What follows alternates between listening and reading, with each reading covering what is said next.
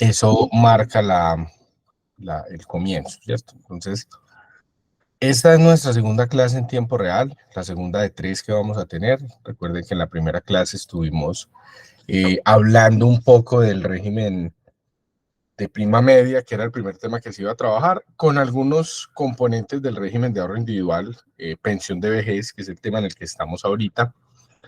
Y ya hemos, si se quiere, caminado un poco este mundo del sistema general de pensiones, conociendo los pormenores de las pensiones de vejez, sobre todo en el régimen de prima media, incluyendo también las pensiones que se denominan de vejez por deficiencia, y la pensión de la madre o padre cabeza de familia que tiene un hijo inválido, hijo o hija inválido o inválida, pero también entendiendo un poco digamos, la forma de ser tan particular que tiene el RAIS, porque es un modelo totalmente distinto al otro, ¿cierto?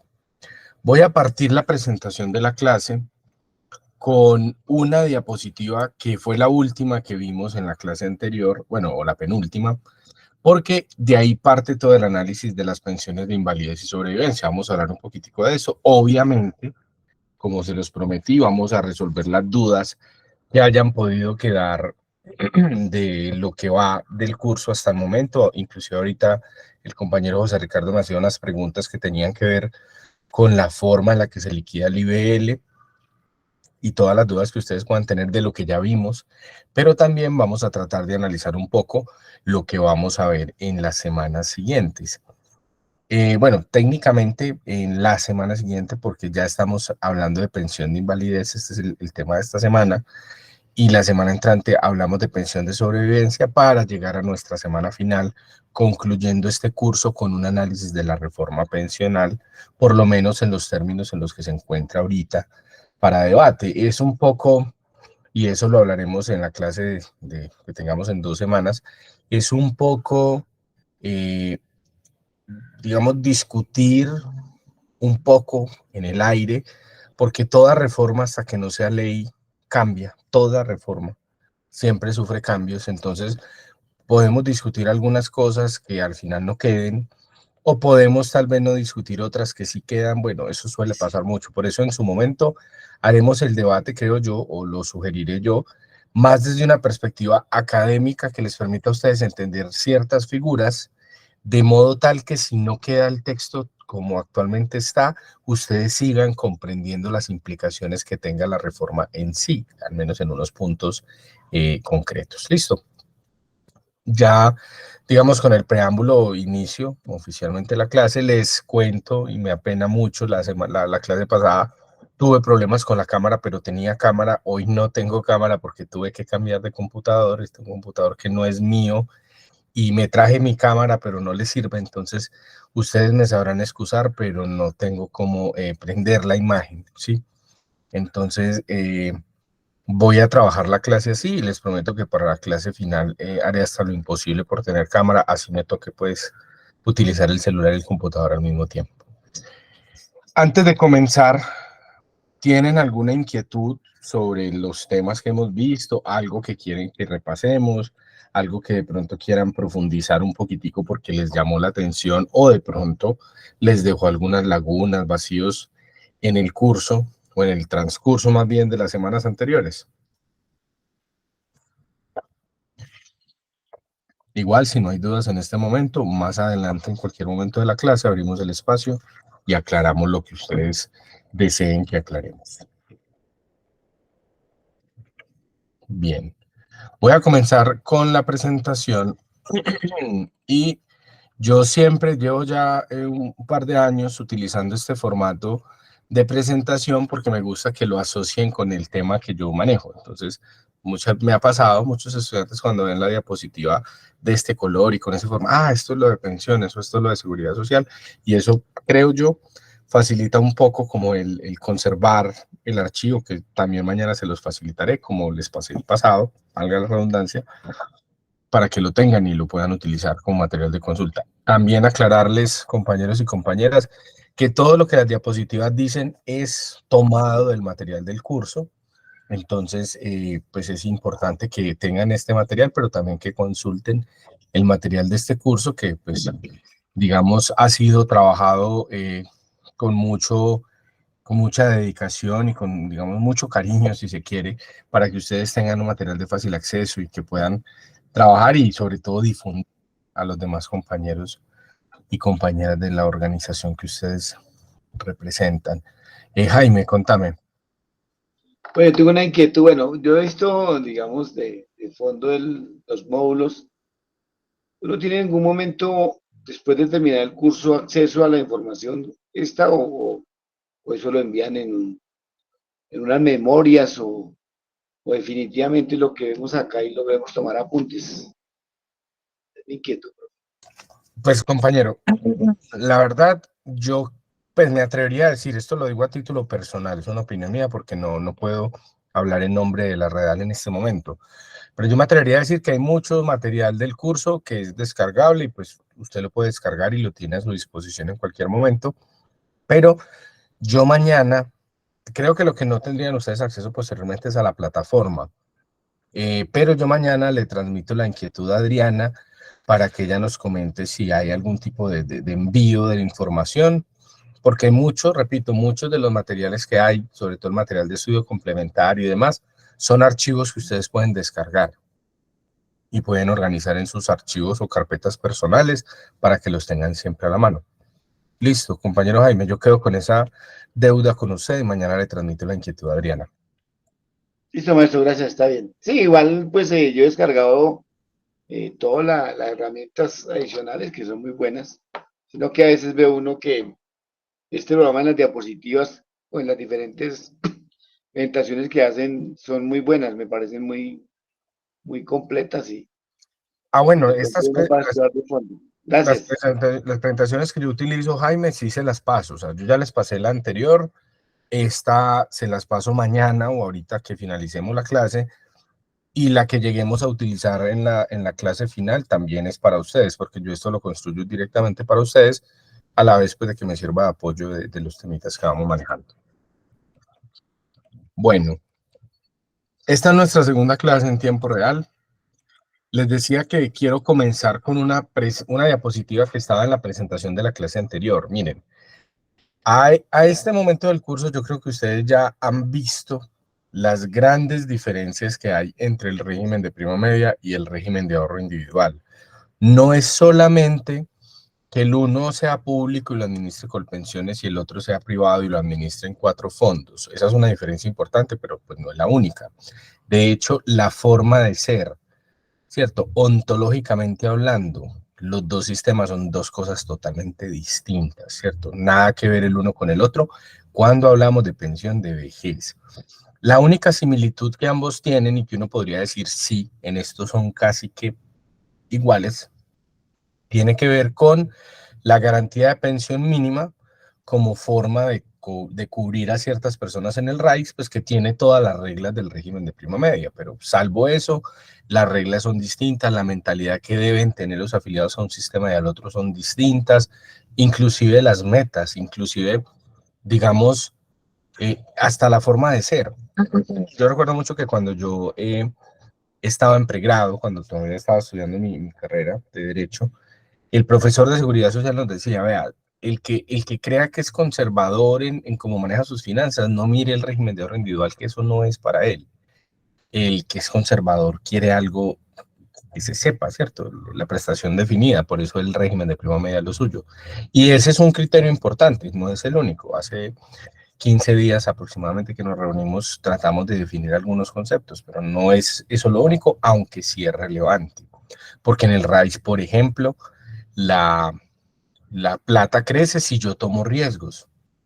Y entonces se viene toda la regulación del esquema multifondos que me permite a mí durante la etapa más temprana de la vida laboral definir si toda mi plata se va para el riesgo máximo, ¿cierto? En el riesgo máximo, pues yo corro muchos riesgos de que se me pierda rentabilidad, pero también puedo tener la mayor rentabilidad posible. Entonces, eso juega mucho en el régimen, entonces en el régimen de prima media no, en el régimen de prima media al afiliado no le interesa en principio, no lo afecta para nada cómo se esté comportando la rentabilidad de mercado porque él tiene una prestación, digamos que asegurada, de una forma asegurada. Pero bueno, Esas diferencias que son tan visibles en vejez para el RAIS y el régimen de prima media se quedan ahí.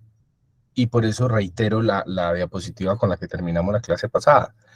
Es que tratándose de invalidez y muerte, es decir, las pensiones de invalidez y las pensiones de sobrevivencia, la regulación es prácticamente la misma.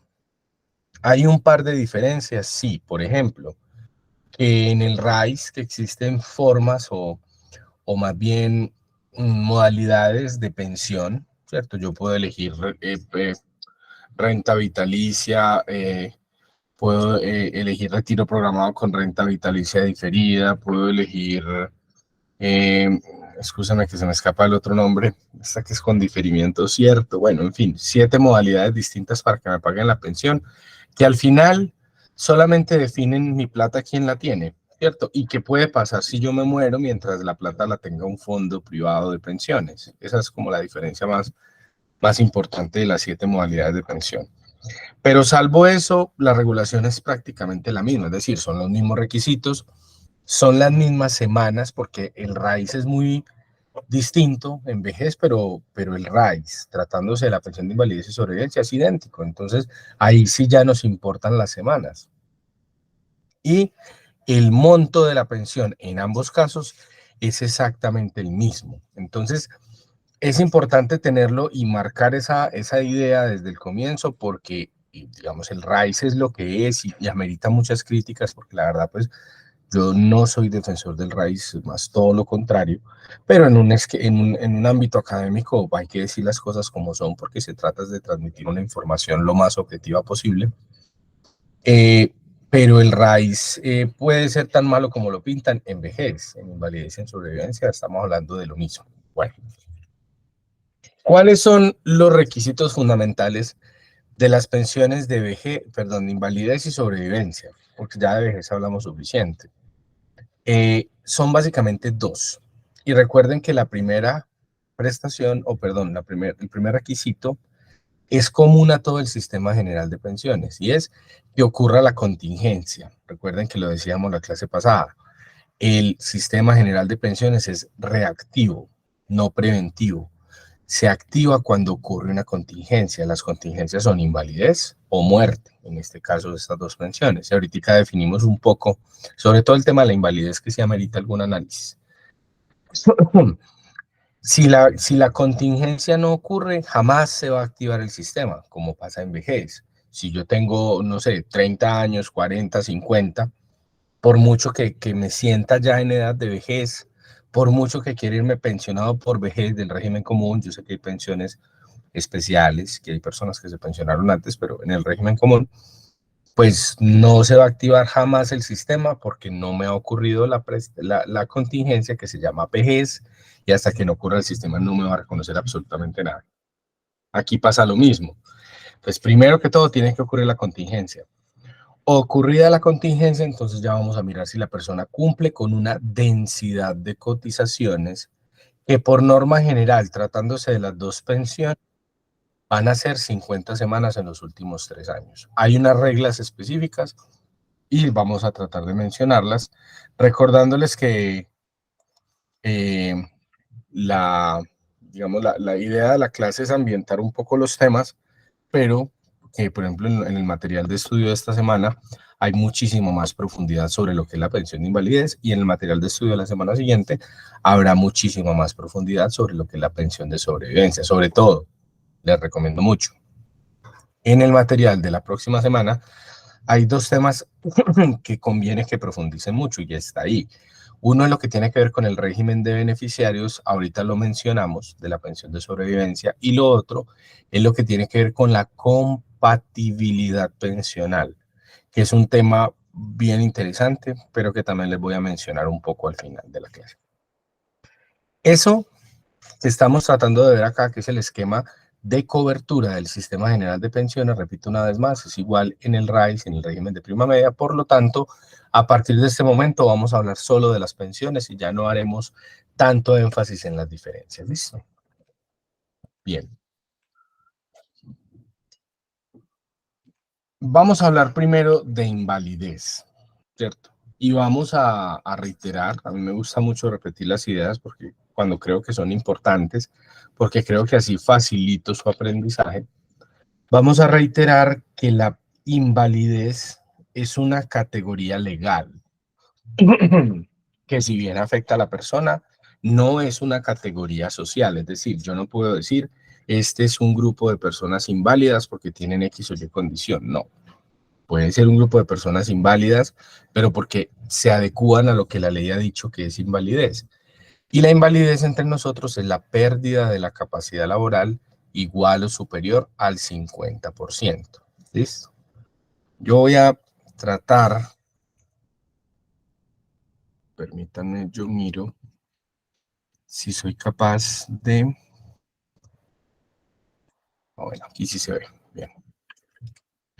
Entonces, miren, vamos a suponer que esto que yo voy a dibujar aquí es una persona. ¿Listo? Es una persona cualquiera. ¿Listo? Se supone, y se supone porque no siempre es así, que todas las personas nacen, crecen y se desarrollan con una capacidad laboral del 100%. Ojo, no confundir capacidad laboral con talentos ni con destrezas, porque evidentemente no todos tenemos las mismas capacidades para las mismas actividades. Por ejemplo, no todos salimos con capacidad de ser prodigios en el deporte, en la música, en el arte, etcétera. Y aún en actividades, entre comillas, un poco más, digamos, cotidianas, hay algunas personas que tienen unas mejores habilidades que otras, ¿sí? Por ejemplo, las personas que son más altas podrán ser mejores para, no sé, X cosas, las personas que no son tan altas, mejores para otras cosas. No se refiere a eso la capacidad laboral. La capacidad laboral se refiere a la capacidad que el organismo como cuerpo, ¿cierto? Que la persona como integrante de una sociedad tienen para desarrollar las actividades de la vida cotidiana, entre ellas las actividades laborales. Se supone que todos nacemos, crecemos y nos desarrollamos con un 100% de capacidad laboral, pero también se supone que diferentes factores como el paso del tiempo, el desgaste de los organismos, las ciertas enfermedades o las secuelas de ciertos accidentes pueden ir mermando esa capacidad. Entonces, si yo no tengo una disminución de esa capacidad congénita o de nacimiento, ¿sí? Pues a mí cualquier accidente me puede ir mermando esa capacidad. Lo que la ley dice es, vea, cuando esa capacidad ya le llegue al 50%, es decir, cuando usted la mitad de su capacidad la tenga perdida, usted va a ser una persona inválida y eso no significa que no sirva para nada, no, no, para nada. Lo que significa es que va a ser una persona que va a tener una protección especial, pero además va a tener la cobertura del Sistema General de Pensiones por la contingencia que se llama invalidez. Eso es todo. Ahora, ¿cómo se determina que la persona tenga, vamos a poner aquí, que aquí está el 100, y vamos a poner aquí una cifra X, ¿cierto? No puede ser 0, porque en realidad solamente tienen una pérdida del 100% las personas cuando fallecen. Mientras la persona esté viva, como los organismos funcionan, pues la persona respira, tiene alguna actividad neuronal, etcétera, algo de capacidad laboral tiene. Bueno, en fin, y casos hay, inclusive conocidos, como el del profesor Fernando Montoya, el que era el técnico del Caldas, que por allá en el 2001, si mal no recuerdo, fue víctima de un acto, digamos, violento y quedó cuadripléjico, básicamente solo podía mover los ojos y la boca. Bueno, aún ese señor en la condición que quedó tenía una pérdida de la capacidad laboral del 90 y algo por ciento. Y ahorita retomo ese ejemplo para decirles que la invalidez también es un asunto que se puede rehabilitar, la persona se puede recuperar entre comillas, es decir, volver a ganar capacidad laboral. Bueno, entonces, esto no es tan fácil, ¿cierto? Saber cuánto disminuye la capacidad laboral no es una cosa que se pueda medir, como se dice vulgarmente, a ojímetro. Sí, no es que yo a la persona diga, este debe tener por ahí un tanto por ciento de capacidad perdida, no.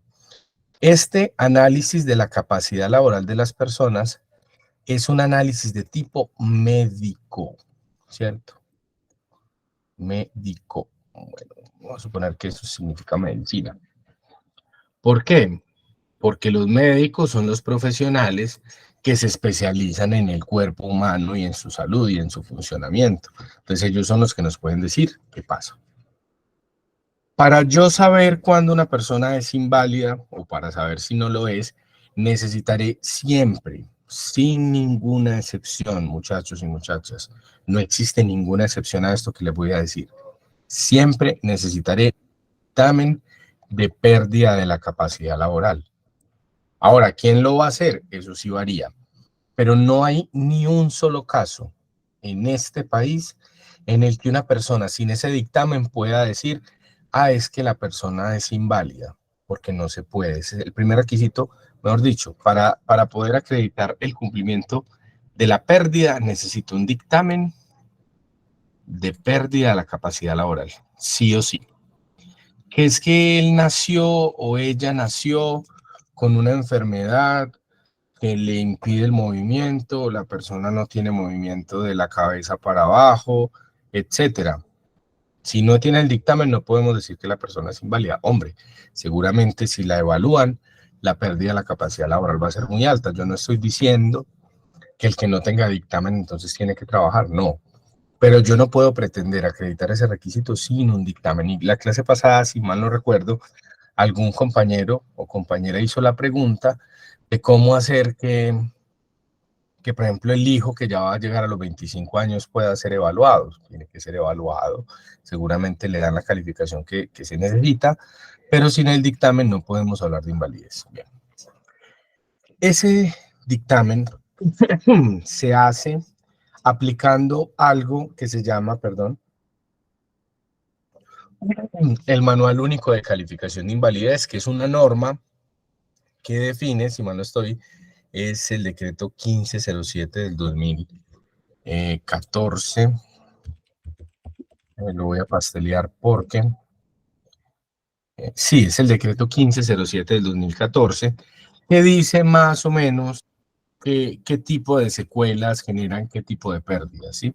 Repito, ese es un documento que está diseñado para que los médicos lo apliquen. Entonces, lo podemos analizar, sí, pero siempre que tengamos dudas importantes, hay que tratar de aclararlas con un médico, un profesional de la medicina, y no cualquier médico. El médico general seguramente no va a manejar estos temas. Tienen que ser médicos especializados en calificación de pérdida de la capacidad laboral o en calificación del daño corporal, que son más o menos las especialidades que se requieren acá. Y cuando digo médicos, pues también hay psiquiatras, también hay fisiatras, ¿cierto? Toda la rama de la medicina en su conjunto. Bien, ¿qué pasa? Ese porcentaje de pérdida nos va a determinar dos cosas. Primero, que la persona tiene la condición de invalidez, es decir, que el sistema se activa y podemos buscar la cobertura si cumplimos el otro requisito. Pero en segundo lugar, que en caso de que lleguemos a tener la pensión, pues el monto, es decir, la cantidad de pensión que se va a recibir va a estar en función de esa pérdida. Y aquí vamos a mencionar los porcentajes porque ya les traigo dos tablitas para que ustedes miren, las tablas las pueden imprimir. Creo que inclusive en el material de estudio también las pusimos, porque no recuerdo ese punto concreto, estoy casi seguro que sí, pero las pueden imprimir y tenerlas ahí para que no se enrede la vida. Si la pérdida de la capacidad laboral está entre el 50 y menos del 66, podríamos decir entre el 50.00 y el 65.99, el monto será 45% del IBL por las primeras 500 semanas, más 1.5 por cada 50 semanas adicionales a las primeras 500. Aquí se puede llegar a un porcentaje máximo del 75% de ese IBL, que como ustedes lo ven, va a depender del número de semanas cotizadas. A mayor número de semanas, pues mayor porcentaje. Creo que el 75% se alcanza en este caso, si mal no estoy, creo que es con 1500 semanas, si mal no estoy, ahorita en la tablita lo verificamos. Obviamente está la fórmula de ley, uno podría coger el porcentaje. Tengo el 61% y tengo 700 semanas cotizadas. Entonces yo puedo decir, bueno, como tiene el 61, lo ubico acá. Por las primeras 500 le doy el 45% y por esas 200 adicionales, 1.5 por 4 le doy el 6%, es decir, usted tiene una pensión del 61, perdón, del 51% de su IBL. La fórmula se aplica, no es tan compleja, pero repito, para facilitar ya vamos a mirar la tablita para que ustedes la tengan ahí a la mano. La segunda condición que puede darse es que la pérdida de la capacidad laboral sea igual o superior al 66. No estoy diciendo más del 66. El que tenga el 66.00 ya está en este segundo rango. Y a estas personas les van a pagar el 54% por las primeras 800 semanas. Es decir, hasta este punto es igual que arriba. Si yo tengo esta pérdida de 800 semanas, igual me van a dar el 54.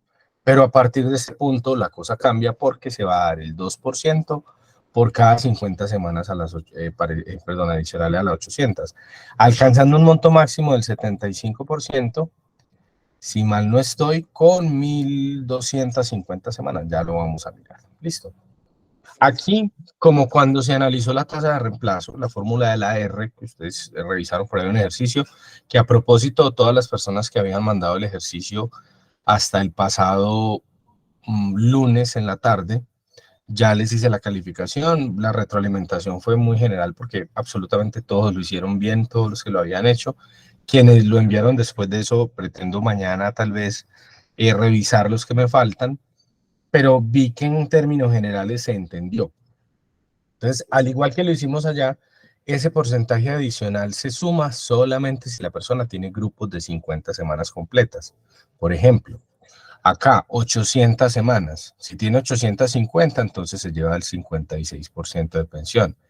Pero si tiene 849, se queda en el 54%. Así le falte una semana, no podemos incrementar, por muy injusto que parezca, porque esas son las reglas de liquidación que impuso la Ley 100. Bueno, y no es culpa solo de la Ley 100, porque históricamente siempre la pensión de invalidez ha sido así, al igual que la de sobrevivencia. En realidad la forma de liquidar las pensiones desde 1968, que el Seguro Social empezó a cubrir el riesgo pensión de vejez, bueno, el riesgo IBM, desde 1968 se liquidan casi que igual. Listo. ¿Vamos claros hasta acá? ¿Tienen alguna inquietud? No, señor.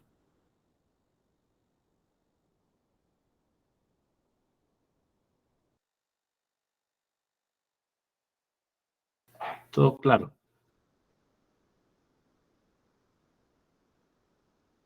Bien, qué pena que es que empecé a hablar y no me di cuenta que tenía el micrófono cerrado. Pero maestro, una pregunta. Sí, señor. Pero siempre queda sobre mínimo el mínimo, mejor dicho, en los dos casos. Todas las pensiones en Colombia, mínimo el mínimo. Así sea con la pérdida de capacidad laboral del 50% hasta el Sí, 66% o de ahí para arriba. sí, señor. Es que una persona que se gana el mínimo, por ejemplo, así llegue a los porcentajes más altos de pensión, siempre se va a ganar el mínimo, porque todo, es decir, menos del mínimo no se puede, ni un peso menos del mínimo. Que Entonces, afectaría a las personas que tengan mayor ingreso. claro, a mayor ingreso, más se puede ver la afectación por falta de densidad de semanas. Y así es como se le dice a la acumulación de semanas, densidad de semanas o densidad de cotización. Gracias, maestro.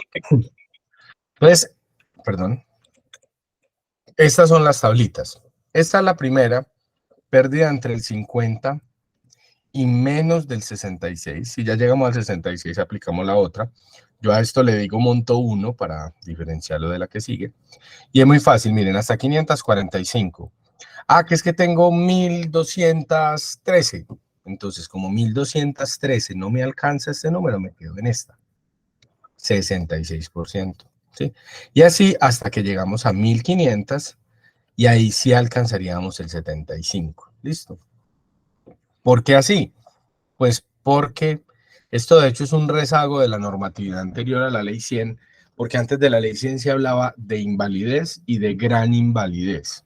Invalidez era esto, y las pérdidas que pasaban del 60, perdón, que eran iguales o superiores al 66, se llamaban gran invalidez, y pues el legislador más o menos entendió que el que tiene una pérdida entre el 50 y el 66, si bien ya tiene una capacidad laboral importante, perdida, pues no está tan mal como el otro, ¿cierto? Y esto lo digo con todo respeto, es para tratar de explicar por qué la diferencia. A propósito, no importa el monto, o perdón, la pérdida de capacidad laboral que una persona tenga, la persona puede trabajar en lo que sea. Ejemplo, el profesor Montoya.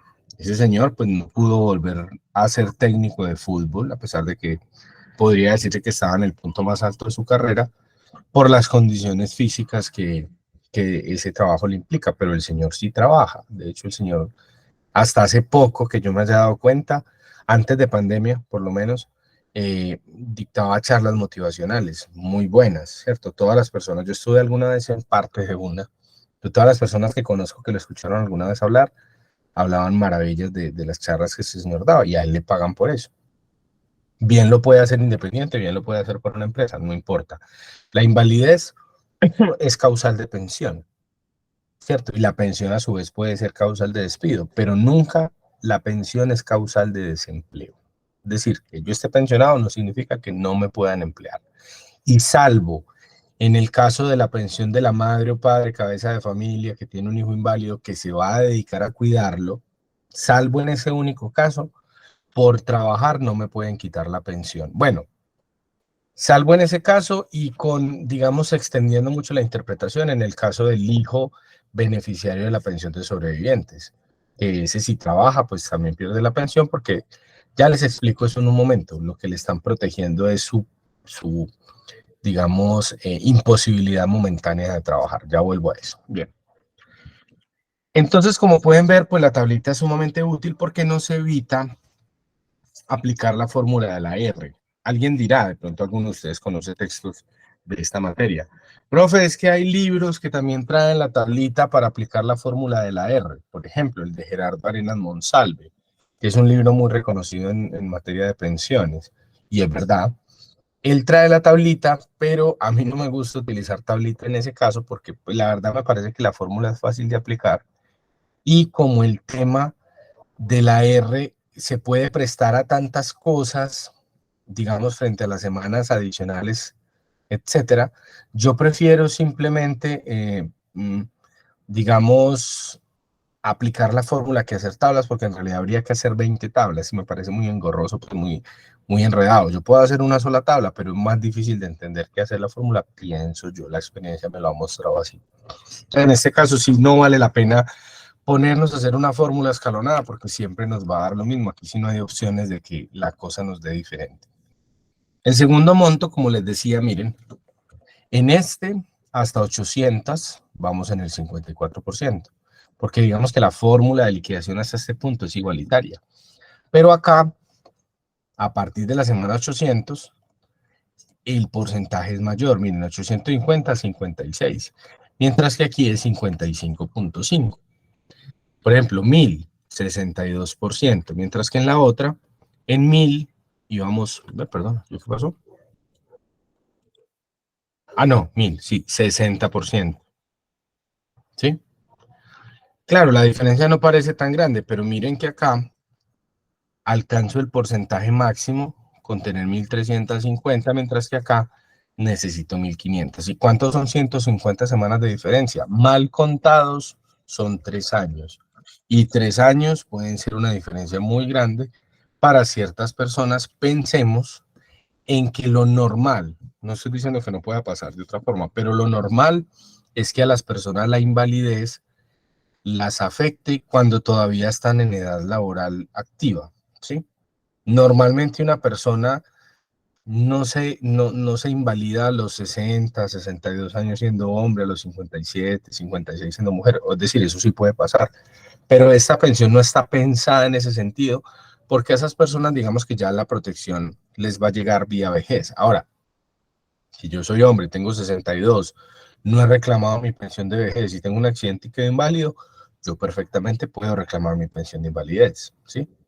Pero normalmente no me va a convenir, porque miren que mientras que aquí puedo llegar a un monto máximo del 75, ya lo decíamos, en prima media, en vejez, el monto máximo es el 80. ¿cierto? Y antes de la ley 100, pues era el 90, esta siempre ha sido el 75, entonces digamos que esa es pues la situación. Bien. ¿Alguna duda en relación con estos montos de pensión?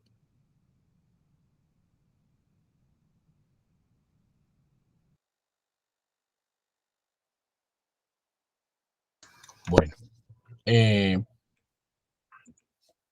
ahora, la invalidez es una condición que la persona tiene, pero no es una condición, voy a decirlo así, no es una condición pétrea, no es una condición perpetua, no es una condición inamovible. La invalidez se puede mover en ambos sentidos, es decir, mayor pérdida o menor pérdida, por dos razones.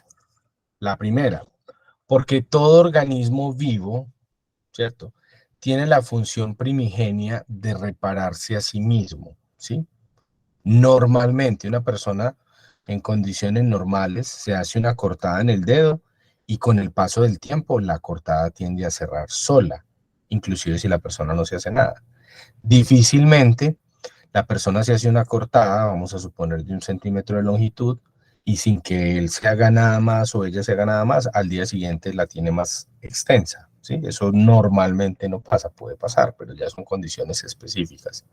Entonces, como la función primordial del cuerpo es repararse a sí mismo, puede pasar en muchos casos, ¿cierto? Y con ciertos tipos de secuelas o patologías, que el paso del tiempo ayude. De hecho, yo aprovecho y les cuento algo. En este curso no estamos hablando de los otros subsistemas, pero, por ejemplo, cuando uno entiende el sistema de salud y el de riesgos, comprende que las incapacidades son un tratamiento médico. Las incapacidades no son vacaciones, ni más faltaba. Las incapacidades son un tiempo, si se quiere, forzado de reposo para que el cuerpo cumpla esa función de repararse a sí mismo, ¿sí?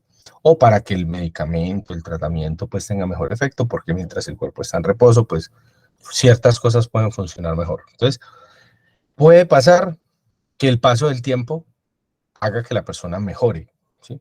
Pero también puede pasar lo contrario, porque precisamente hay ciertos tipos de enfermedades crónicas que con el tiempo van empeorando, o hay ciertos tipos de secuelas, o hay ciertas condiciones de la persona, inclusive la edad, parece como contradictorio a lo que dije primero, porque el paso del tiempo nos puede sanar, pero al mismo tiempo la edad, a mayor edad, nos hace más proclive a ciertas cosas, ¿sí? Es un juego, no digo un juego, muy bien, es una conjugación de diferentes factores que hacen que en suma la invalidez pueda cambiar, para bien o para mal.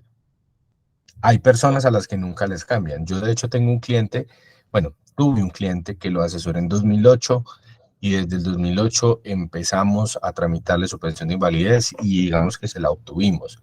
El señor tenía, si mal no recuerdo, un 53% de pérdida, que ahorita les explico eso. Está cerca del límite que casi siempre revisan.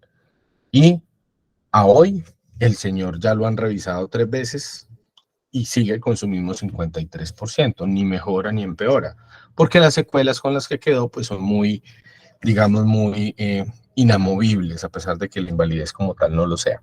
Ahora, a este señor le llega a pasar algo más y seguramente el porcentaje le sube, pero también el día de mañana un procedimiento médico avance y le pueden corregir un poco la secuela que tiene y el porcentaje también puede bajar. Entonces eso pasa. La ley ha dicho, yo considero que un periodo de 3 años es un periodo adecuado para determinar si esa invalidez ha cambiado o no. Y entonces, cada 3 años, las entidades que pagan la pensión pueden solicitar revisión de la invalidez. ¿A quiénes les solicitan la revisión? Normalmente a los que quedaron muy cerquita del 50. Si la invalidez fue porque se obtuvo una pérdida, o más bien se tiene una pérdida del 51, 52, 55, normalmente las entidades calculan que a esa persona le pudo haber bajado un poquitico el porcentaje. Entonces, si la persona tiene el 50 y lo califican y después tiene el 46, pierde la pensión. Ahorita también aclaramos un poquitico eso. Pero al que tiene un porcentaje muy alto, 70, 75%, generalmente no lo revisan porque por mucho que la persona se pueda recuperar, es casi imposible que baje ese 25% que lo separa del límite de pensión. Ahora, o del límite de la invalidez. Ahora, el que se pensionó con un 67% puede que sí sea sujeto de revisión para efectos de reliquidarle el monto, aunque ahí se genera una discusión muy interesante porque hay quienes dicen que el monto se debería adecuar, ¿cierto? Si yo tenía el 66%, pero ahora tengo el 64%, pues entonces me deben reliquidar, ¿cierto? Con la tabla que corresponda, ¿sí? Pero hay quienes sostienen, y esa segunda tesis viene ganando más fuerza, que la liquidación de la pensión se hace cuando la pensión se obtiene, no es una liquidación constante. Entonces, ahí se puede generar esa discusión, pero normalmente al que está cercano a su límite lo revisan. Listo. ¿Qué pasa si a mí me llaman a revisión y no voy? Me van a suspender el pago. Ya te va la palabra, Jaime. Me van a suspender el pago. Suspender el pago no significa que pierda la pensión en ese momento. Significa que me van a dejar de pagar la mesada. Y yo tengo que presentarme dentro de los 12 meses siguientes para que me entreguen, bueno, para que me reactiven el pago de las mesadas. Listo. Si yo dejo de ir un año desde que me llaman a revisión, o sea, no me presento en más de un año, me prescriben las mesadas pensionales, ¿sí? Entonces hay que tener mucho cuidado con eso, porque puede pasar que la persona se dé cuenta, se olvide, ¿cierto?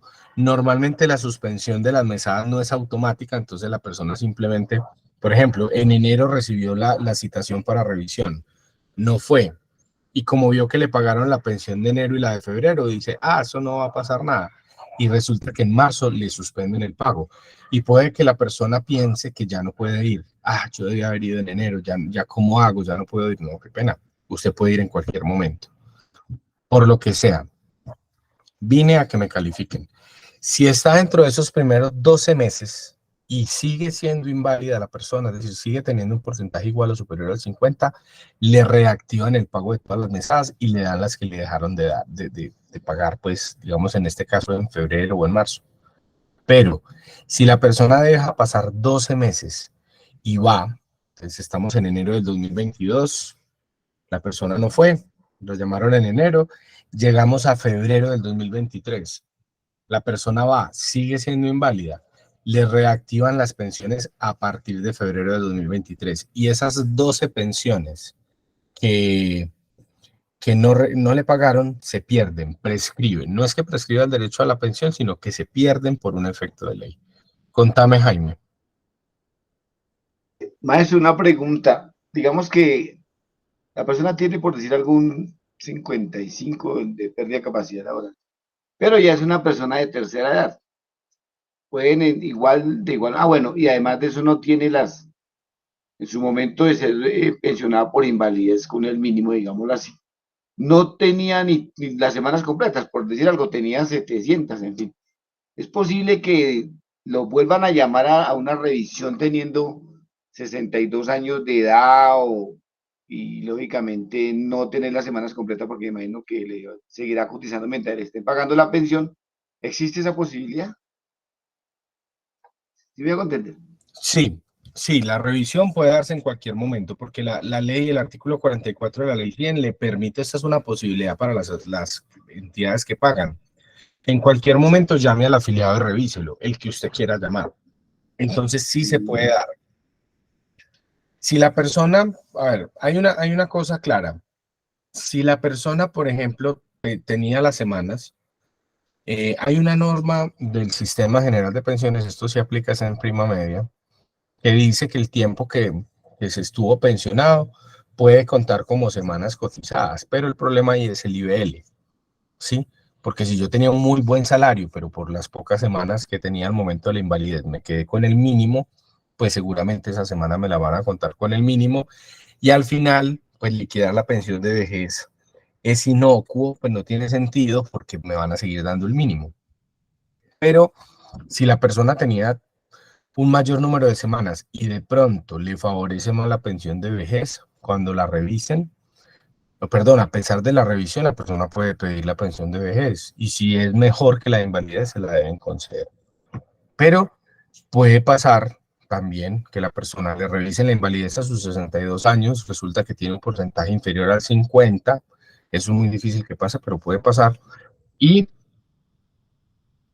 no tiene las semanas para vejez, se quedó sin pensión. Eso puede pasar. Y en ese caso, entonces, entran a jugar las prestaciones subsidiarias, que para el caso sería indemnización sustitutiva de la pensión de vejez si está en el RAIS, perdón, en el régimen de prima media. ¿Queda claro, Jaime?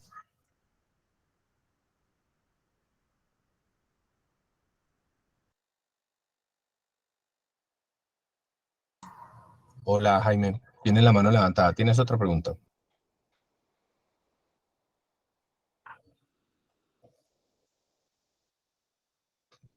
Disculpe, maestro, no quedó claro que no puedo, me perdí de la pantalla, gracias. Ah, no, con todo gusto. Bueno, entonces hay que tener eso en cuenta. Miren, hay un punto muy importante que tiene que ver un poco con la pregunta que tenemos para esta semana y es, ¿qué pasa si yo, a ver, yo ya lo dije ahorita, pensionarme por vejez o por invalidez, por sobrevivencia no, es causal justa de despido? ¿Por qué? Porque la ley así lo definió. ¿Qué pasa si yo quedo inválido, por ejemplo, a mis 30 años, me despiden de la empresa, 3 o 6 o 9 años después me revisan y ya no soy inválido, me quitan la pensión? ¿Qué pasa entonces? Pues en principio la empresa que me despidió me tendría que reintegrar. Porque, y eso lo ha dicho la Corte Constitucional, hasta la misma Corte Suprema, lo ha dicho varias veces, la causal justa de despido por pensión de invalidez es una causal, digamos, relativa, ¿cierto? Relativa, ¿por qué? Porque es definitiva en la medida que la persona sigue siendo inválida. Si la persona pierde la invalidez, la causal desaparece y hay lugar al reintegro. Pero no habría lugar al pago de salarios dejados de percibir, ¿cierto? Si 9 años después perdí la invalidez, pues me tienen que recibir en la empresa, pero me empiezan a pagar a partir de ese día que me reciben. Digamos que la pregunta que tenemos para esta semana va un poquito más allá, pero de eso no quiero hablar, pues porque no tendría gracia. La idea es ver de pronto cómo ustedes lo trabajan en las actividades y en el foro. ¿Qué pasa si de aquí a 9 años la empresa ha desaparecido? Eso ya nos pone en un escenario un poquitico diferente y hay que entrar a mirar qué va a ocurrir. Bien. En este caso, hay que tener en cuenta algo también que es muy importante y es la pensión de invalidez y de vejez, la de sobrevivencia no, son causal justa de despido. Pero nada de la protección que hemos mencionado aplica si el trabajador renuncia, porque también se presenta mucho el caso. La persona recibe su pensión y renuncia. Si la persona renuncia y pierde su estado de invalidez más adelante, no tiene derecho a ningún reintegro porque no fue despedida. El reintegro es consecuencia de un despido que se queda sin piso, sin base, pero no de una renuncia. ¿Listo? Bien. Esto creo yo es lo más relevante que debemos tener en cuenta frente a invalidez. Obviamente hay cosas vitales, ¿cierto? Hay algunos aspectos importantes que ustedes deben analizar en el material de estudio de esta semana precisamente. Tienen algunos elementos, les sugiero mucho que lo estudien y obviamente cualquier dudita pues me la van comentando. Algunos de ustedes me han estado escribiendo al WhatsApp, me excuso con las personas que me escribieron esta semana. Esta semana he tenido un par de dificultades de tiempos y hubo a 2 personas que les respondí casi que al día siguiente de que me preguntaron, pero yo normalmente sí atiendo el WhatsApp con mayor prontitud, entonces si tienen duditas me pueden escribir y yo les respondo a la mayor brevedad posible. Bien. La segunda pensión que hay que analizar, y de hecho es la última pensión que tiene el Sistema General de Pensiones, es la pensión de sobrevivencia. Y la pensión de sobrevivencia es la que se activa cuando ocurre el riesgo muerte. Listo.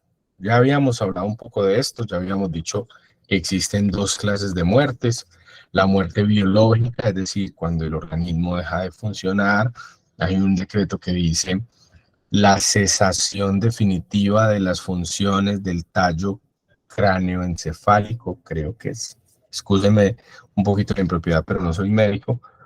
Es decir, cuando el cuerpo ya no funciona más, la persona está inerte, no tiene pues signos vitales ni nada. Pero existe otra que es la muerte por desaparecimiento, que exige un procedimiento judicial, no siempre sencillo, y que sobre todo toma mucho tiempo. En cualquiera de los 2 casos, cuando una persona fallece, se puede llegar a activar esta prestación pero hay que identificar primero quién es el que falleció. Si fallece una persona pensionada, no hay problema porque la persona pensionada ya acreditó los requisitos en vida. Y ojo, persona pensionada por vejez o invalidez, nada más. Aquí es una persona pensionada por vejez o invalidez. Listo. Un beneficiario de la pensión de sobrevivientes que fallece no genera nueva pensión de sobrevivientes. Entonces, como la persona se alcanzó a pensionar por vejez o por invalidez en vida, pues esa persona ya acreditó los requisitos. Si se muere estando pensionado, ocurre un fenómeno que se llama sustitución pensional, que es que esa pensión que se le venía pagando a la persona que falleció, pues simplemente se le comienza a pagar a sus beneficiarios si los tiene. Pero si el que fallece es un afiliado, entonces ahí tenemos que entrar a mirar cuántas semanas tenía ese afiliado y sobre todo si tenía unas semanas cotizadas antes del fallecimiento. ¿Cuántas semanas son? Si la persona, escúchenme, yo se los muestro aquí en la norma. Permítanme un segundo, yo abro una ventanita de estas.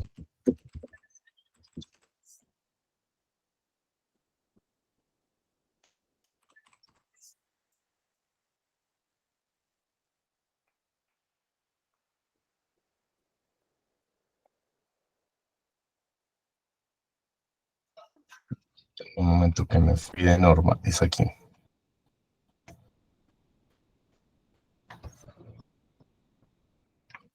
Entonces, todavía no se está viendo el...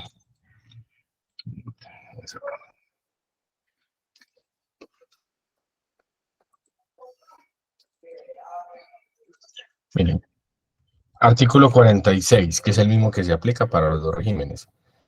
Cuando el afiliado fallezca, se necesita que hubiera cotizado 50 semanas dentro de los 3 años inmediatamente anteriores al fallecimiento. Pero el parágrafo 1 nos dice, cuando el afiliado haya cotizado el número de semanas mínimo requerido en el régimen de prima en tiempo anterior a su fallecimiento, ¿cierto? Es decir, 1.300 semanas, sin que haya tramitado o recibido indemnización sustitutiva o la pensión de vejez o devolución de saldos, en este caso tendrán derecho a la pensión de sobrevivientes sus beneficiarios, pero en este caso el monto de la pensión será del 80% de lo que le hubiera correspondido por pensión de vejez. Listo. Era eso sobre todo lo que quería que miráramos. Ya les voy a explicar. Entonces, ¿qué pasa?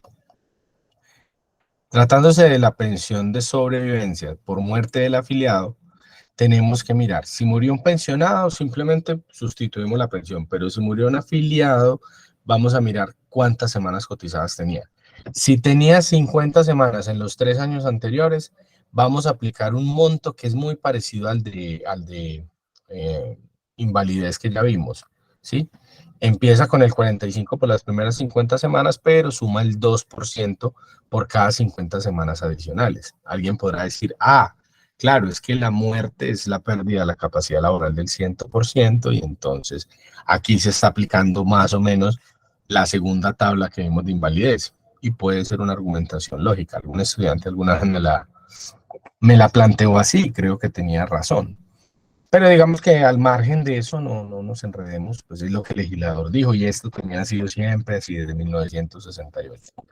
Acá el monto va a ser el siguiente. Recuerden, cuando muere el afiliado que sí tenía 50 semanas cotizadas en los 3 años anteriores. Y a propósito, escúchenme, no recuerdo si fue, pues no veo a todos los participantes. El compañero que me preguntó al comienzo de la clase, creo que fue tal vez José Ricardo. José Ricardo Cruz, sí, señor. Entonces, aquí va, José Ricardo, la respuesta a tu pregunta, ¿cierto? Entonces, si la persona sí tenía 50 semanas cotizadas en los 3 años anteriores a la muerte, siendo afiliada, nos vamos a esta tabla. Que falleció y tenía 500 semanas, se va con el 45%, y así sucesivamente. Digo, se va con todo respeto, no él, sino los que quedan. Y también en una forma que ya les voy a explicar un poco. Tenía 1100 semanas, 69%. Tenía 1250, 75%, siendo este el monto máximo. ¿Listo? Bien. ¿Qué pasa? Que si ese afiliado no tenía todas las semanas cotizadas, perdón, no tenía 50 semanas en los 3 últimos años, pero sí tenía todas las semanas cotizadas, entonces aquí viene el caso de José Ricardo, una persona que a sus 49 años, a sus 50 años tiene 1400 semanas cotizadas, que perfectamente se puede dar, inclusive más. Tiene 1400 semanas cotizadas y dice, pues yo no quiero cotizar más, yo ya sé que mi pensión va a ser bajita, pero yo creo que eso es suficiente, en fin, por lo que sea, deja de cotizar. Y esto solamente aplica si la persona es independiente, porque si es trabajadora dependiente, así no quiera, el empleador está obligado a seguir cotizando y por lo tanto está autorizado a hacer las retenciones. Entonces resulta que la persona no quiere cotizar más y fallece 4 o 5 años después. Es afiliado porque todavía no se había pensionado. Revisamos su historia laboral y en los 3 últimos años no tiene nada. Quiere decir que aplicamos ese parágrafo de la ley 100, el parágrafo 1 del artículo 46 de la ley 100, que los voy a volver a poner porque me parece muy importante que entendamos esto. ¿Qué dice la norma? El segundo pedacito. El monto de la pensión para aquellos beneficiarios que a partir de la vigencia de la ley cumplan con los requisitos establecidos en este parágrafo, o sea, no tenían las 50 semanas, pero sí el número mínimo de semanas, será del 80% del monto que le hubiera correspondido en una pensión de vejez, ¿cierto? No es que a esta persona que falleció y en los 3 últimos años no tenía 50 semanas, pero sí tenía 1300 cotizadas, le vayamos a dar un 80%. No es que a esa persona le va a ir mejor, escúchame, pues lo digo con mucho respeto, no quiero pecar por de pronto ser aquí desprevenido. No es que la persona va a tener una pensión más alta que eso, no. Es que a esa persona le vamos a liquidar hipotéticamente la fórmula de la R. R es igual a 65.5 menos 0.5S, cosa que ustedes ya conocen, y al porcentaje que eso nos dé, le vamos a sacar el 80%, para no enredarnos mucho. Si entendemos que el porcentaje máximo de la R es 80%, porque eso es lo que dice el artículo 34 de la ley 100, pues el 80 del 80 es el 64%. Quiere decir que a la persona que no tiene esas 50 semanas cotizadas en los 3 últimos años, le va a tocar máximo, bueno, a él no, a sus beneficiarios, máximo una pensión del 64%, lo cual puede ser muy, muy, digamos, diferente al 75% que podría alcanzar la persona si hubiese tenido esas 50 semanas cotizadas. ¿Listo? A eso me refería, José Ricardo, cuando te dije ahora, pues no se afecta la vejez, el IBL no se afecta porque no es que le cuenten ese tiempo en cero, pero la persona puede perder algunas condiciones frente a la pensión de invalidez o la de sobrevivencia. ¿Listo? ¿Quedó claro ese ejemplo? Sí, señor, gracias. Listo. Ahora bien, digamos que en cuanto a pensión de invalidez, perdón, de sobrevivencia, el requisito es relativamente fácil, ¿sí? Porque muere una persona, si es pensionado no hay problema, pasamos la pensión al que le corresponda, si es afiliado pues revisamos estos 2 aspectos, pero ¿qué ocurre? Que a quién le vamos a dejar la pensión. Ahí es donde en realidad pueden estar las complicaciones de la sobrevivencia de origen común y de origen laboral, porque es lo mismo. Ya, me salió un mensaje acá, pero yo creo que está bien. Se está viendo bien la presentación, ¿cierto? Me salió un mensaje sobre pantallas infinitas, no sé qué. Bueno, entonces, ¿a quiénes se les va a dejar la pensión? Pues tal vez todos y todas sepamos que obviamente a la cónyuge o compañera permanente o compañero permanente, etcétera, se les puede, no es que se les deje, eso está mal dicho porque no es que el fallecido haya escogido, no. Les queda por ley quiénes son beneficiarios. Puede que todos sepamos que, digamos, la pareja de la persona sea beneficiaria, sobre todo si están casados o si tienen una unión marital de hecho. Pero tal vez no sabemos que pueden haber ciertas concurrencias ahí. ¿Listo? Eso es más o menos lo que voy a tratar de explicarles. Al comienzo les decía, les recomiendo mucho este tema lo consulten con mayor profundidad en el módulo de la semana entrante, porque hay muchas cositas hay que decir que en este tiempo pues sería muy difícil abarcar. Primero, son beneficiarios de la pensión de sobrevivientes. 1. Cónyuge o compañero o compañera permanente. Hoy ya estamos en un punto en el que no discutimos si las personas del mismo sexo o que tienen preferencias sexuales, pues que hace parte de la comunidad LGTBQ+, tienen derecho o no. Eso ya no se discute porque está aceptado, ¿cierto? Entonces no importa ese tipo de condiciones, importa sí que estén casados o que estén en unión marital, porque, ojo, aquí se requiere que haya una vocación de permanencia. ¿Listo?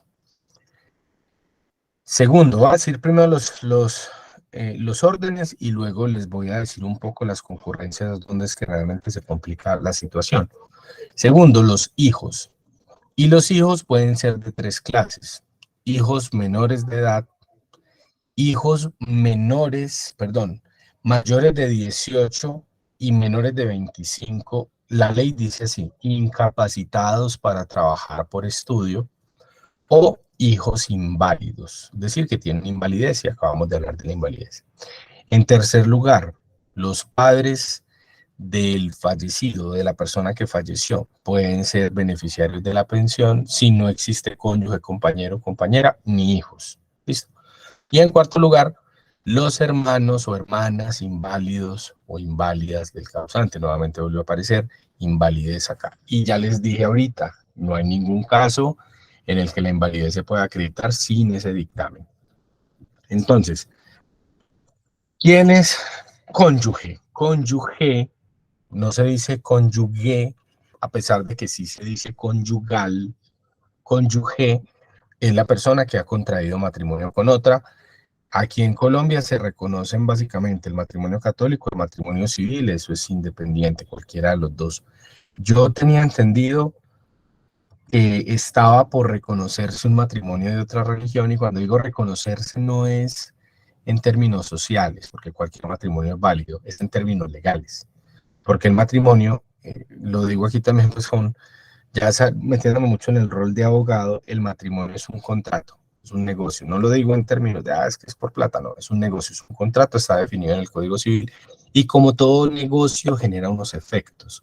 Entonces, cuando hablo del reconocimiento del matrimonio es por eso. O la convivencia. Aquí quiero desmitificar algo, y es: compañeros permanentes son las personas que conviven con vocación de permanencia. Punto.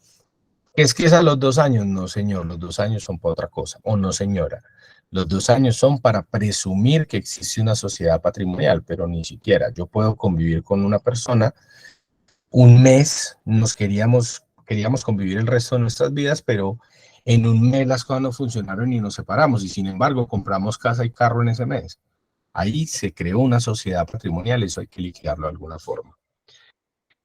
Entonces, vocación de permanencia. Aquí pasa algo muy simpático, y es que para el derecho de familia, si yo estoy casado con una mujer y además tengo una compañera, entre comillas, permanente, esa segunda relación no produce efectos civiles para efectos de liquidación. Es decir, mientras yo esté casado y exista una sociedad conyugal, no pueden existir otras sociedades patrimoniales. Entonces yo puedo estar casado, puede que no viva con mi cónyuge en la misma casa hace varios años y sí conviva con otra persona. Y puede que con esa otra persona hayamos comprado casa, carro, beca, finca, de todo.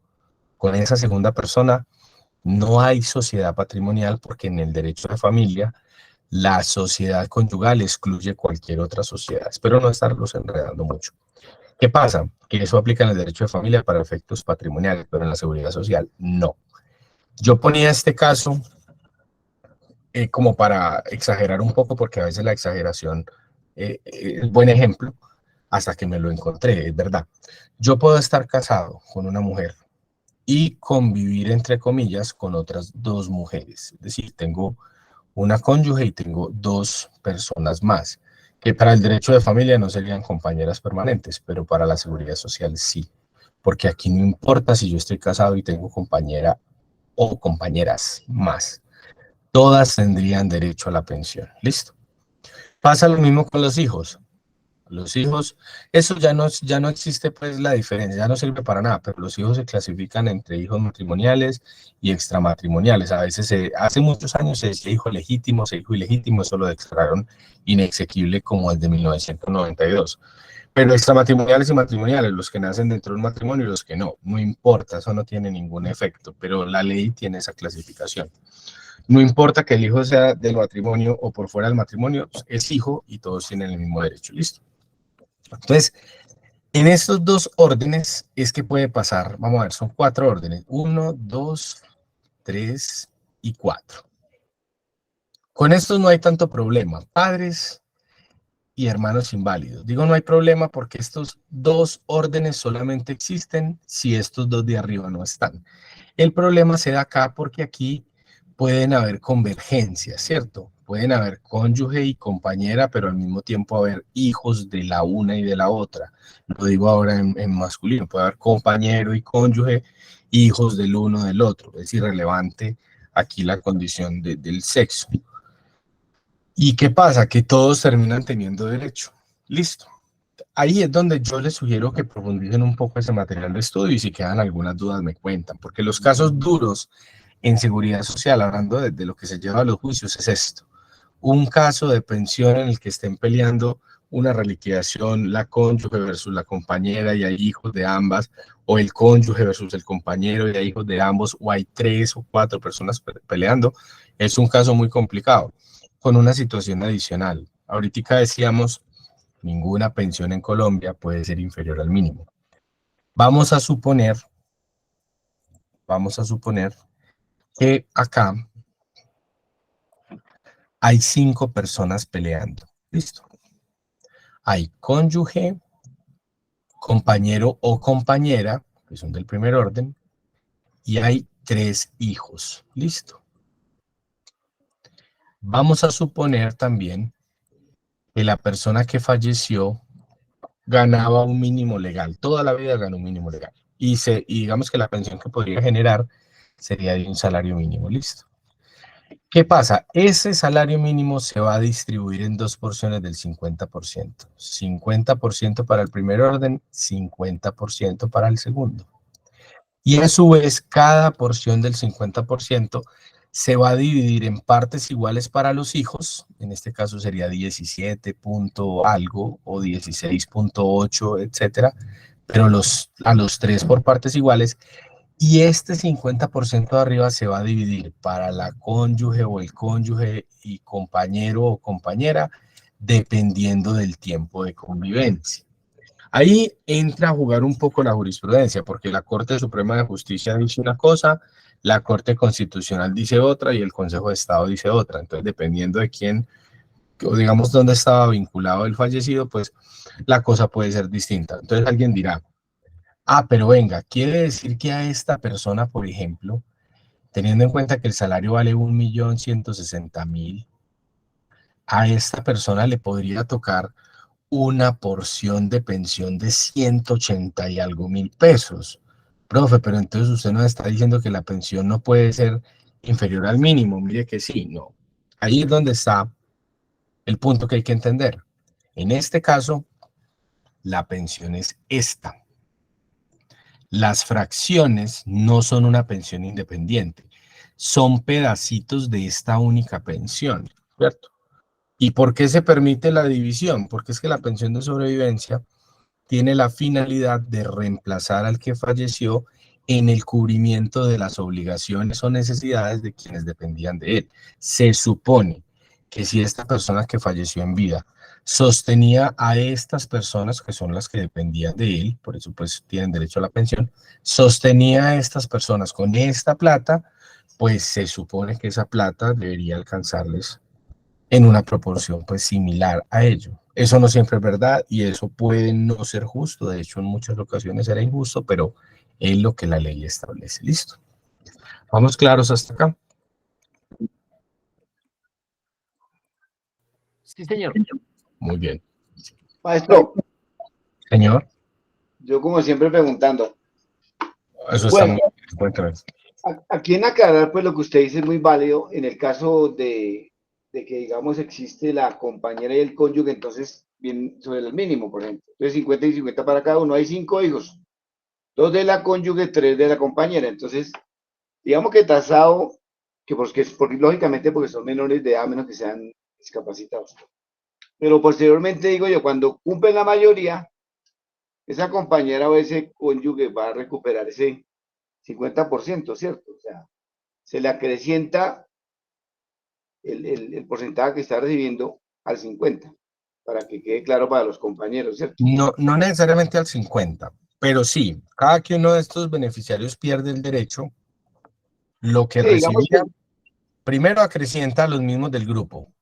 correcto, al mismo del grupo. O Y sea, para mí, por ejemplo, en el caso de la compañera, para un ejemplo, la compañera se coge el 50% de la pensión, y es donde el 25% es de ella y el 8.3 para cada uno de los 3 hijos. Cuando los hijos ya, digamos, cumplen la edad o ya no dependen económicamente de la mamá, entonces ya tienen 25 años, ya son independientes o emancipados. Entonces quedaría ese 25 lo asumiría la compañera para cuidar con el 50% total, es lo que la ley permite, ¿cierto? sí, no, al final, ¿qué pasa? El único grupo que puede desaparecer completo es este no. Y de hecho, si cada una de estas personas tuvo hijos con el que falleció, son beneficiarias vitalicias por toda la vida. Pero Los hijos, no es correcto decir 50-50, porque esta mitad que inicialmente, o esta pensión que se distribuye entre estas dos personas, no siempre es por partes iguales. Yo les decía, aquí hay que tener en cuenta qué hacía la así, persona que falleció. Por ejemplo, un policía que fallece, el Consejo de Estado ha dicho mitad y mitad. No importa si con la compañera llevaba un mes y con la cónyuge 10 años, mitad y mitad. Pero la Corte Suprema y en muchos casos la Corte Constitucional también ha dicho en proporción al tiempo. sí, de convivencia. Entonces no es 50-50, pero sí es cierto que lo que desaparezca acá al final termina acrecentando a estas personas, ¿sí? Perfecto. Profe, otra inquietud. Yo lo que veo, digamos, es en el tema que es, digamos, difícil para contarle a los compañeros. Es cuando, digamos, fallecen los padres, perdón, el afiliado, y los beneficiarios son los padres. Lo que está en discusión para mí, que no debe ser, no debería ser así, es que le exigen a que los padres hagan una declaración extrajuicio de que dependían económicamente del hijo. Y si el padre, por ejemplo, trabajaba o de X cosa, uno sí, el otro no, pues no le van a reconocer la pensión. Yo no sé si haya fallos sobre que para mí no debía ser cierto, sino que a cada uno le den el 50% de la pensión por el fallecimiento de su hijo, pero lo colocan así de que si yo ganaba salario o gano salario y la mamá no, entonces ella sí se beneficia, pero a mí no me dan ese derecho. Esa es una de las contradicciones que Sí, existen cuando muere un afiliado. es verdad, mire, pero hay que tener en cuenta dos cosas. La primera es que la finalidad es la misma, ¿cierto? No por el hecho de que una persona fallezca, entonces inmediatamente hay que darle plata a los demás. Sí tiene que haber un nexo de dependencia, porque la figura que permite cubrir la pensión de sobrevivencia es, digamos, la capacidad económica de quien murió. Entonces sí es entendible que la ley exija que se demuestre dependencia. Eso es lo primero que hay que tener en cuenta. Pero también hay que tener en cuenta que la dependencia no es total y absoluta. La Corte Constitucional sí lo dijo mediante sentencias, permítame, yo le digo acá,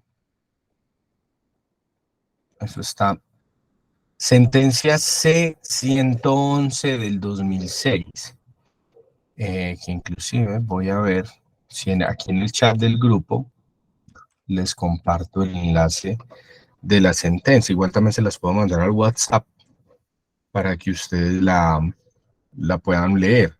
¿Qué dijo en esta sentencia la Corte? Perdón. La dependencia no tiene que ser total y absoluta, ¿cierto? Desde que se demuestre que hay dependencia económica, pero sí se tiene que demostrar, la pensión se puede generar. Entonces, ¿qué puede pasar?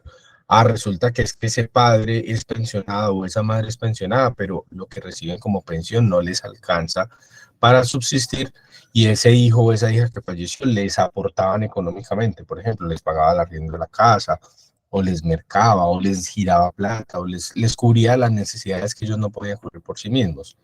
Con eso basta para que a ellos les reconozcan la pensión, porque además tiene todo el sentido, ya que en vida esa persona cubría ciertas necesidades. Entonces la pensión está llamada a cubrir esas necesidades cuando la persona fallece.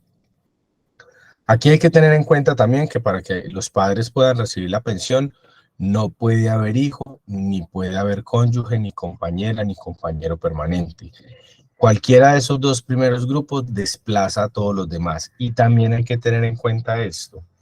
En relación con lo que estábamos diciendo, que se acrecentan las porciones, si el grupo 1 desaparece porque todos los hijos, por ejemplo, llegaron a la mayoría de edad, perdón, el grupo 2, listo, y el total de la pensión queda para la cónyuge, el compañero, la compañera, etcétera, pero por alguna razón estas personas fallecen, ¿sí? No es que entonces la pensión siga moviéndose y entonces vamos a buscar a los padres y después a los hermanos, no, porque la pensión de sobrevivencia no se sustituye. Una cosa es que la porción que se pierde acreciente a los demás, porque la pensión sigue siendo esta sola. Pero si todos los beneficiarios desaparecen, la pensión desaparece. Y yo sé que este es un tema muy difícil.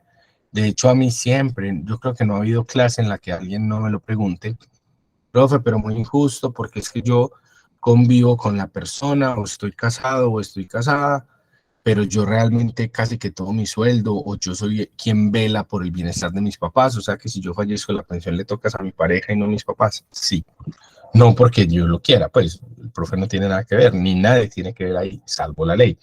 Él lo ha determinado de esa manera, quizá, esto sí lo estoy diciendo como una suposición, quizá porque la pareja es el núcleo familiar más cercano que la persona tenga, no necesariamente es, eh, digamos, la persona que, pues lo voy a decir así, me escucharán, la persona que más se merezca es el reconocimiento de la pensión, pero es la persona que por ley está llamada primero que todas a recibirla. ¿Listo? Entonces no hay manera. Si yo estoy casado y yo fallezco mientras mi cónyuge está viva, no existe ninguna sola manera de que esa pensión le pueda tocar a mis padres en algún momento. Contame, qué pena, no vi quién levantó la mano. Jaime, creo que la levantas. Contame, Jaime.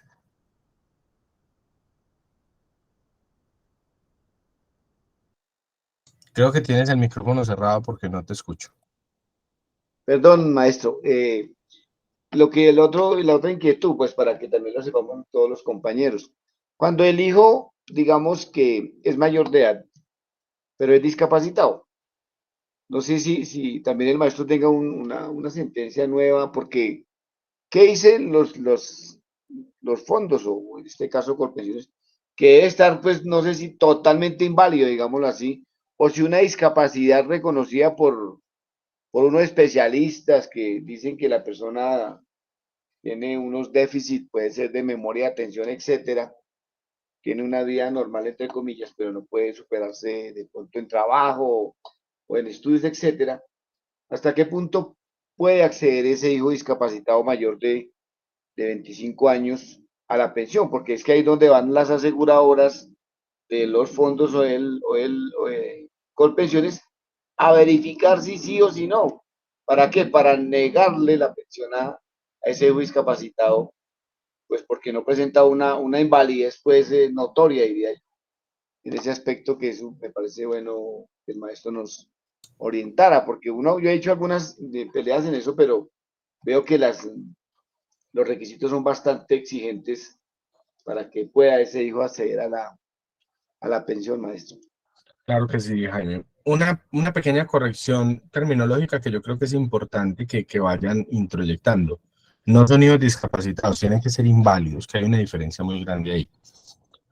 Sí, yo ahorita lo decía, en cualquier caso que vayamos a hablar de invalidez y la ley aquí habla del hijo inválido, necesitamos ese dictamen. Entonces hay que hacer que la persona la califiquen, inclusive el mismo fondo al que estaba afiliada la persona que falleció, tiene la obligación de hacer esa calificación. Si, por ejemplo, yo fallezco y mi hijo tiene algún tipo de condición por la que podría estar inválido, inmediatamente yo fallezca, ahí pues se puede solicitar que lo califiquen, y si está inválido, puede que llegue a ser beneficiario de la pensión de sobrevivientes, así sea mayor de edad. Pero hay que tener en cuenta algo que no lo dice la norma. Lo dicen sentencias de la Corte, que inclusive como material de estudio complementario en el módulo hay un par de ellas, para que el hijo inválido sea beneficiario de la pensión de sobrevivientes, tuvo que haber sido inválido en vida del causante. Esto es muy importante, porque se han perdido pensiones por eso. Resulta que el hijo, por ejemplo, nació con una condición X, de una enfermedad, y se sabe que no va a poder trabajar en casi nada, por cualquier cosa. Pero es calificado 2, 3 años después de que el causante falleció. Va a tener derecho a la pensión si el dictamen dice que la fecha de estructuración es anterior a la muerte, porque si el dictamen dice que la invalidez se estructuró después de que el causante falleció, no surge la protección, porque se supone que en vida del causante, esa persona no estaba incapacitada para trabajar por invalidez, digámoslo así, que es lo que la norma quiere proteger ahí, ¿cierto? Entonces, eso también hay que tenerlo en cuenta, porque eso no lo dice la norma, lo dice la jurisprudencia. ¿Y qué puede pasar? Puede pasar que yo empecé a trabajar a mis 20 años, mi papá falleció, bueno, yo empecé a trabajar a los 20 años y 2 años después me accidenté y quedé inválido. Y a los 2 años fallece mi papá. Entonces alguien dirá, hijo inválido, ¿cierto? Muy difícil. Hay que entrar a mirar hasta qué punto la persona quedó a cargo del padre, ¿cierto? Que fallece y puede llegar a ser beneficiario o no. Esos son casos muy complejos que pueden presentarse frente al hijo inválido. Aprovecho y lo menciono. El otro caso que también es un poquito complejo es el que tiene que ver con el hijo que es mayor, entre 18 y 25, y estudia. Y digo que es complejo, primero, porque la persona tiene que estudiar algo que le ocupe por lo menos 20 horas semanales. No cualquier clase de estudio le sirve. Sí puede ser formación para el trabajo y el desarrollo humano, puede ser una tecnología, puede ser inclusive ciertas cosas de educación no formal, pero tiene que ser por lo menos durante 20 horas a la semana. Y ese hijo no puede trabajar en ningún momento. En el momento que trabaje, pierde la pensión definitivamente. Entonces, ahí, digamos, son los dos hechos complejos que pueden presentar. Con el menor de edad no hay ningún problema. Aún si ese menor de edad tenía más plata que el papá, es beneficiario de la pensión por mandato legal, porque se presume que todos los menores de edad dependen de sus padres, económicamente hablando, bueno, y afectivamente hablando y demás. ¿Listo? ¿Te queda claro, Jaime? Sí, maestro, perfecto, gracias. Con mucho gusto. Bien, entonces eso, digamos, en cuanto a la pensión de sobrevivencia, repito, hay muchas cosas que profundizar. Yo les recomiendo mucho que profundicen bastante, sobre todo en el tema de beneficiarios, que es donde finalmente pueden tener o encontrar las complicaciones de esta pensión. Bien, permítanme que... Ok. La pensión de sobrevivencia, distinto a lo que ocurre con las pensiones de invalidez y de vejez, no es causal de despido, pero además es compatible con con casi cualquier pensión del sistema y con cualquier ingreso laboral que la persona tenga, aún los ingresos que vienen del Estado. Bueno, aunque con los ingresos que vienen del Estado se generan ciertas discusiones cuando la persona recibe la pensión de un fondo de naturaleza pública, pero en principio podrían ser compatibles. La pensión de sobrevivencia, por ejemplo, muere el cónyuge o el compañero o la compañera, etcétera, y la persona que queda viva es funcionaria pública. En principio, esas dos pensiones pueden ser, esos dos ingresos pueden ser compatibles, así provengan los dos del erario público, ¿sí? Puede dar discusiones, pero lo más importante aquí es que esa pensión de sobrevivencia es compatible aún con otras pensiones de sobrevivencia, ¿cierto? El caso es muy odioso, bueno, más bien, no lo voy a decir así, pero puede pasar que una persona se case o conviva con otra esa otra persona fallezca, la persona que beneficiaria de la pensión de sobrevivencia, años después nuevamente convive con alguien más o vuelve y se casa, esa segunda persona lastimosamente vuelve y fallece y la persona pues entonces va a recibir dos pensiones de sobrevivencia, inclusive le puede pasar con una tercera o una cuarta persona, no hay límites porque esta es la única pensión que es compatible con casi cualquier otra del sistema. No sería compatible con la pensión familiar, pero ese es un tema que hay que analizar con mayor cuidado, entonces no quisiera pues meterme en ello porque no lo alcanzamos a abordar, de pronto genero más dudas que claridades. Pero es una pensión compatible, listo, eso es muy importante. Y es una pensión que no se sustituye, nunca se sustituye.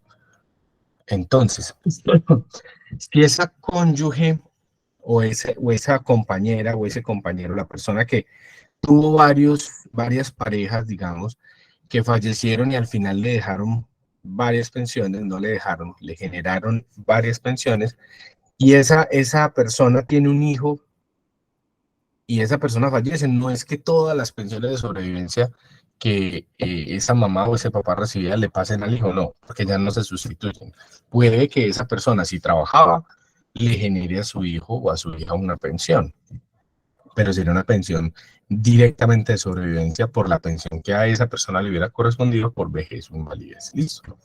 Hay un tema aquí que tiene que ver con lo que preguntaron hace un momento, y es el tema de la dependencia económica. Y aquí les cito un breve fragmento de esta sentencia, entre muchas otras, y es una sentencia ya viejita, pero es una sentencia que lo trata como, con claridad, ¿sí? Tiene que ver con lo que les mencionaba también de los hijos inválidos o hermanos inválidos del causante que tienen que tener fecha de estructuración anterior al fallecimiento del causante, es decir, tuvieron que ser inválidos en vida del causante. Si mal no estoy, esta sentencia está completica dentro del material de estudio del módulo. Si no la encuentran, yo con todo gusto se las facilito, pero aquí está el tema del que estábamos hablando. Listo. La pensión de sobrevivencia tiene una particularidad en el RAIS, en el régimen de ahorro individual, y no es propiamente la pensión de sobrevivencia. Miren, básicamente, para no enredarnos con esto, ustedes, yo asumo, ya entendieron un poco que en el régimen de ahorro individual, o ya entendieron un poco, no, ya manejan bien el tema, en el régimen de ahorro individual, las pensiones se pueden pactar de distintas formas para uno, el afiliado, determinar si su plata la maneja el fondo de pensiones o si su plata pasa a manos de una aseguradora, que al final son solo esas dos entidades las que intervienen ahí. Resulta que si la persona fallece y tiene beneficiarios de la pensión de sobrevivencia, ocurre lo que ya hemos mencionado acá. Si yo fallezco y soy afiliado al régimen de ahorro individual y tengo cónyuge o compañera o compañero o hijos o padres, ¿cierto? O hermanos inválidos, a ellos les queda la pensión de sobrevivencia. No importa si la plata la tenía el fondo o la tenía una aseguradora. En ese caso no importa. Pero si yo fallezco afiliado al RAIS y no estoy casado, no tengo compañera ni compañero, no tuve hijos, mis padres ya no están, mis hermanos no son inválidos, ¿sí? La plata, si la plata todavía está en manos del fondo privado, pero se cumplen todas esas condiciones que acabo de mencionar, esa plata del fondo privado la pueden heredar mis herederos, valga la redundancia, y es que resulta que los herederos y los beneficiarios se parecen, pero no son los mismos, ¿cierto? Los herederos, miren que los beneficiarios de la pensión de sobrevivencia son cónyuge o compañero o compañera, hijos con derechos, ¿cierto? Hijo menor, mayor que estudia, hasta los 25 o hijo inválido. Padres que dependían económicamente o hermanos inválidos. ¿Listo? Los herederos, en cambio, son hijos, padres, cónyuge o compañera, que puede entrar de alguna manera con los hijos o con los padres, hermanos, escúchenme que aquí se me está cruzando un cable.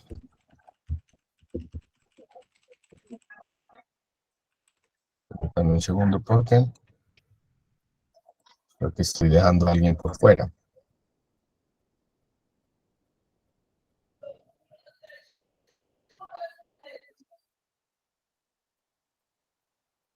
Ah, no, sí. Son hijos, sí, descendientes en general. Hijos, nietos, bisnietos, etcétera. Hacia arriba, ascendientes, padres, abuelos, sí. En tercer orden estarían los hermanos que pueden heredar con la cónyuge. Y luego estaría, bueno, pues, técnicamente no sería el tercer orden, sería el cuarto.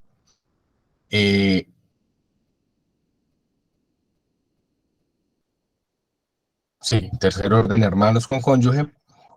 Y el cuarto orden serían los hermanos solitos y el quinto orden sería el ICBF. Pero miren, para no enredarme más con esto. Si, por ejemplo, y esto toca un poco también la pregunta que hizo ahorita Jaime, que a propósito, Jaime, tiene la mano levantada, apenas me doy cuenta, ya te voy a dar la palabra si tienes una pregunta.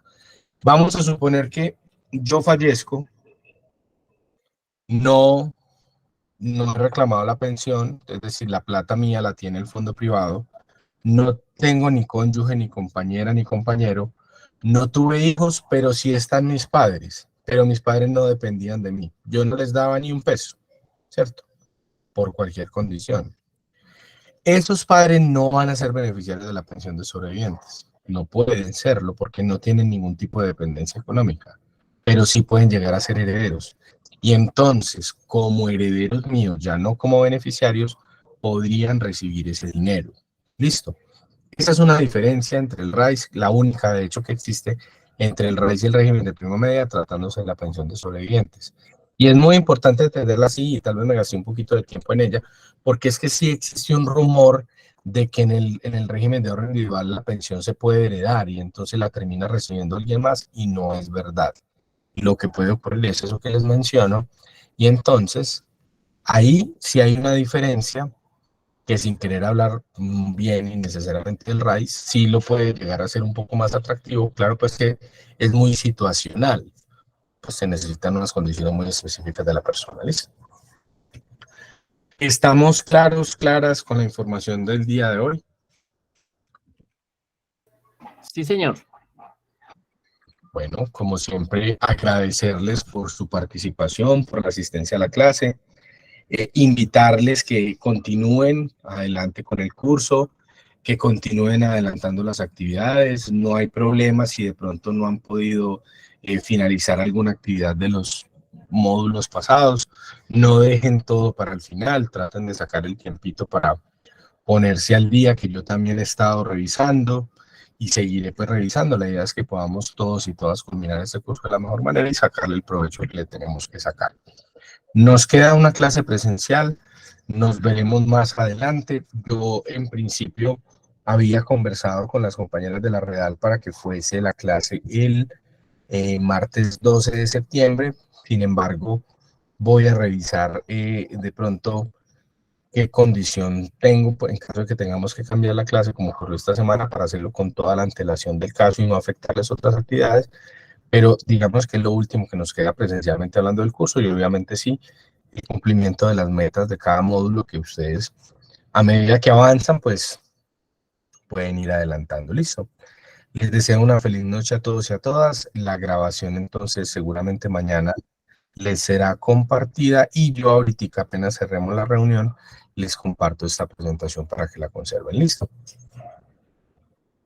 Maestro, muchas gracias por todo. Muchas gracias. Muchas Feliz gracias. noche Feliz para noche. todos. Con todo gusto. Feliz noche. Feliz noche, gracias.